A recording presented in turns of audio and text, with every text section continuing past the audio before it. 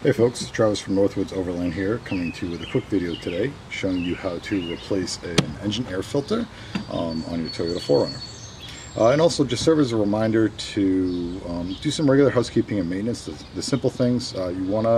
These could be some of the things that actually could be hindering some of your performance on your vehicle, and by performing these sorts of things you can kind of just start learning how to do a little bit more maintenance on your vehicle, especially if you're new. If you have never turned a wrench and you've never actually done anything like this, these small simple things can help you start feeling a little bit more comfortable and maintaining your vehicle and kind of the ins and outs of it. So like I said, today we're going to swap out the air filter. We got a K&N Performance air filter to replace the OEM one. I think Toyota states you should swap this out every 30,000 or so miles, depending on your driving habits and styles and where you are. But it's relatively simple. There's just 4 clips here on top of the air filter, and we'll take the top ones off. So you pull these down,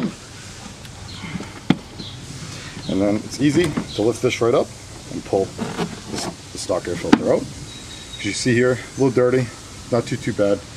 And we'll replace it with a nice high flow Lifetime air filter from K&N.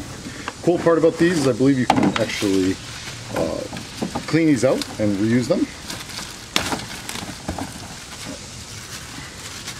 And like I said, it's relatively simple to install. This is just replace this back in the same way you pulled the other one out. You want to keep, of course, this side down, facing down, and the lip at the top. Slide it right in and reconnect 4 clips. And as simple as that, you have given a brand new air filter to your engine and allowed it to breathe a little bit better, especially if your old air filter was nice and clogged and dirty.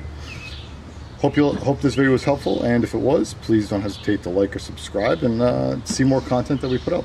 Have a great day.